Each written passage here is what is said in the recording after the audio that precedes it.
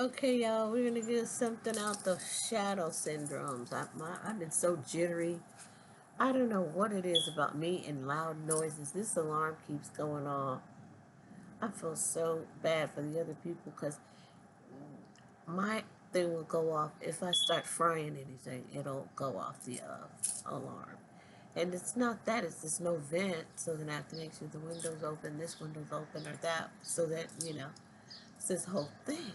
But now the darn thing keeps going off for no reason, and I feel it's so startling. It's like really my whole nervous system is like, oh, like I was on a ride or something. So anyway, we'll just let me go look in here and see what wants to come out. Thinking maybe I have some sort of thing for North or something. Shy gorillas and the central coherence theory. Okay, let's see. This is page 273 of the shadow syndromes, the malforms of major mental disorders that sabotage us, featuring proven treatments and strategies that can change your life. Okay, by J Ratey, M.D. and Catherine Johnson, Ph.D. And it's a whole thing with why I don't call the landlord this and that and all this. Don't even go there. Okay, so anyway, shy gorillas and the central coherence. Shy gorillas are brilliant individuals. Their IQs are extraordinarily high. They often achieve success far beyond what their parents and teachers might have predicted for them, given their isolation and fearfulness. Where poor social skills will severely handicap an ordinary mortal, even the paranoid delusion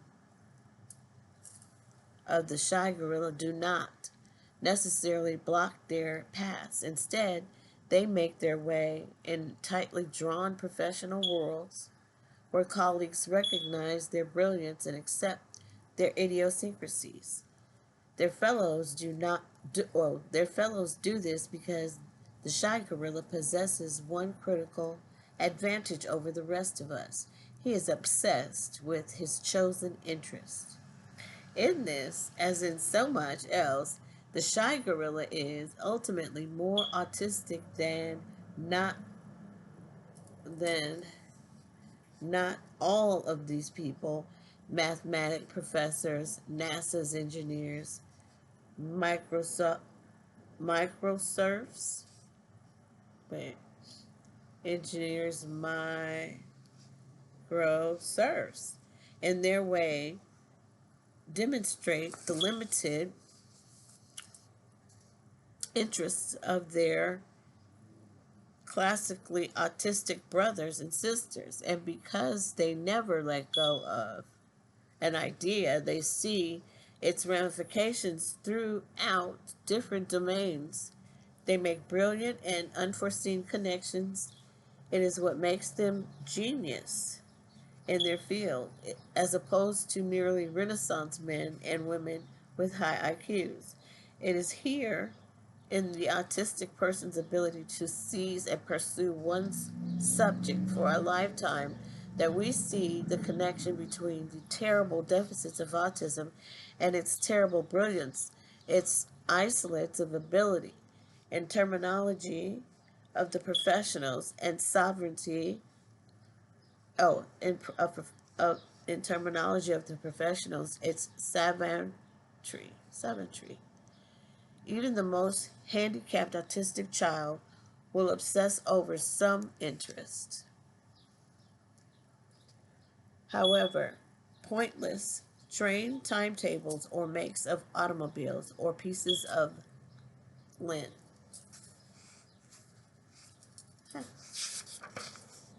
Shimmering in the carpet. Okay, so I'm going to read this again.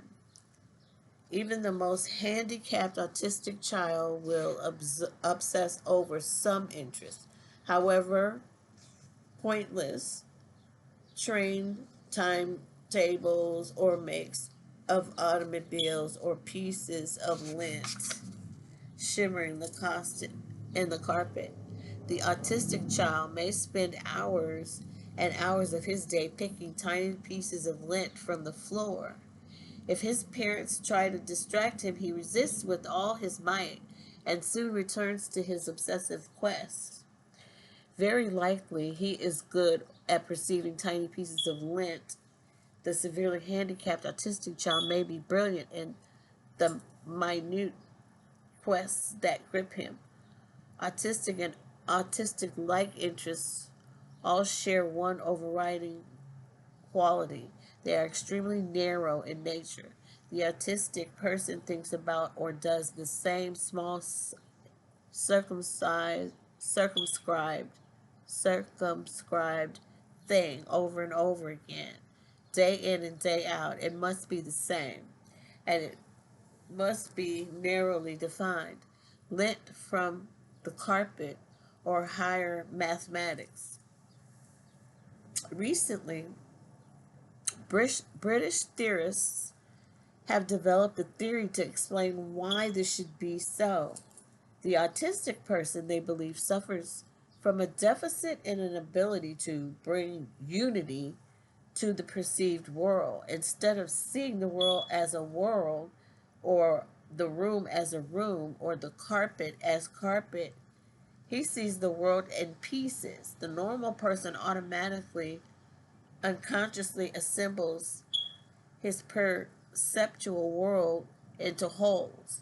We see a face, not a nose, mouth, two eyes. We read a story, not a collection of sentences. We experience gestalt, gestalt. We cannot do otherwise. Whatever that is. Gastalt. We experience a gestalt. We cannot do otherwise. Dan describes himself as having enormous difficulty with pattern recognition. He needs autistic sameness. He needs objects and people to be in the proper places. If they are not, often he literally cannot see them. Susan tells the story of the time when she moved his hairbrush from the right side of the sink into the bathroom, where he had kept it for 20 years, to the left. Suddenly I heard the explosion from the bathroom. Dan was shouting and swearing because his brush was gone, so I called in. It's on the left side of the sink, but he still couldn't find it. So then I went into the bathroom and pointed to the brush and said, "There it is," and he still couldn't see it. I couldn't believe it. Finally, I had to take his hand and put it on the brush, and he said, "Oh," he just said, "Oh." Um, Susan's story brings to mind the old schoolyard joke about Helen Keller. How do you give Helen Keller a nervous breakdown? Move the furniture. Dan, whose eyesight is fine but whose brain is not, needs the furniture and the hairbrushes and the daily routine and the routes taken to church on Sunday to remain the same. Otherwise, he is lost. All of us have had the experience of not seeing something sitting directly before our eyes. It is entirely possible that sometimes when this happens, we too are suffering a temporary lapse in cerebellar function. And it's possible that those of us with less able cerebellar function have this experience more often. It is certainly an interesting possibility, but none of us would find ourselves unable to perceive an object as large as a hairbrush when someone is pointing directly to it. This is the realm of autism. We can see the hairbrush when someone points it out because our brains form coherent wholes for the sensory input.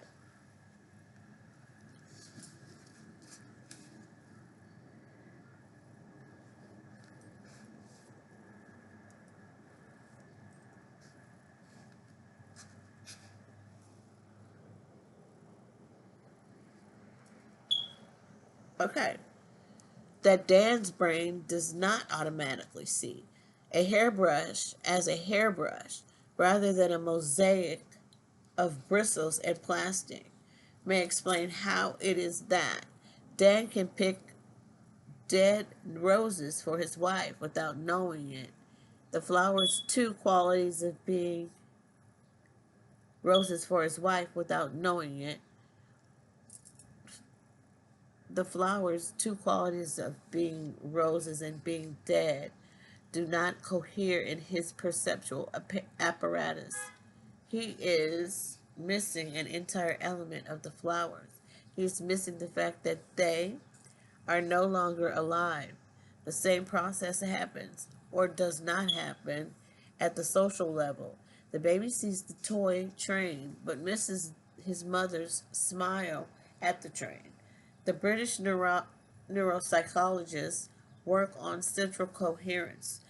The theory was first proposed by Uta Frith.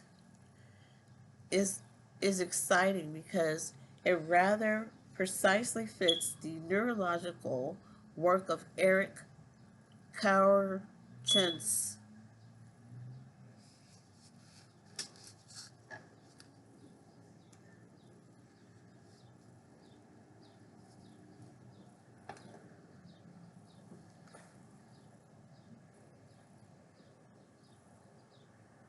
I don't know. Anyway, hopefully you got it. Now where am I? Trying to get you to see all this. Okay. Uh Eric, of course. The theory of central coherence works well as an explanation at the psychological level of phenomena. Hortense is finding to exist at the biological level. The slowness, the slowness of the autistic person shifts in attention. Both Cochins and British theorists like Uta Fritsch, Simon Baron Cohen, and Francesca Happ might agree, results in the autistic person experiencing life as a series of freeze frames. The data he takes it in does not coalesce into a unified whole in memory. Thus, the autistic person, from the time of infancy, apprehends the world in parts, but the perhaps unexpected outcome of this early loss is that he becomes very good at perceiving the world in parts. This is a strength of autism, perhaps the key strength and the source of the autistic genius we see in the so-called idiot savants. An autistic person, while far worse than the normal person at grasping a whole, is often a far better at interpreting, at perceiving the parts.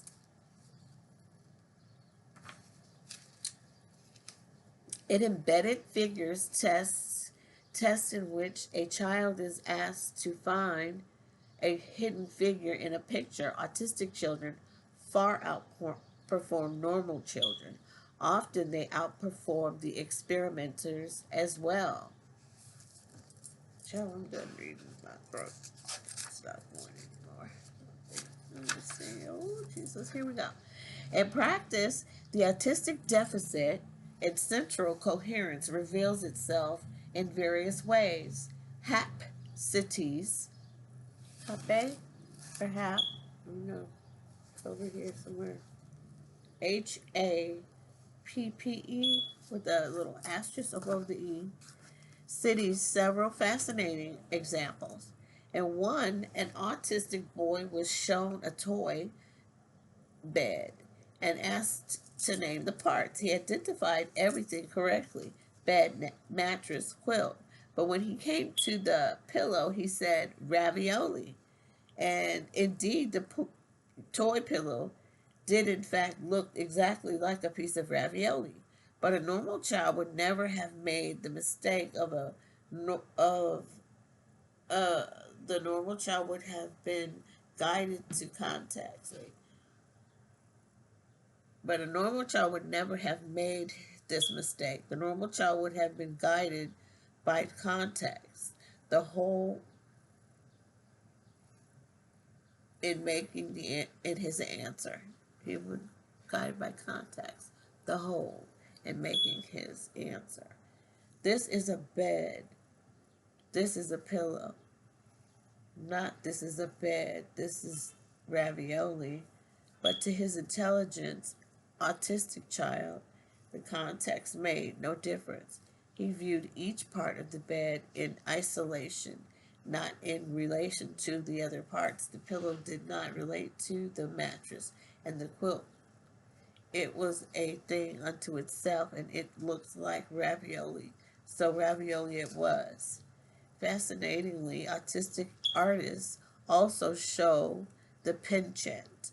It is well known that a small subgroup of autistic people can produce extraordinarily accurate and detailed drawings of buildings they have seen only once.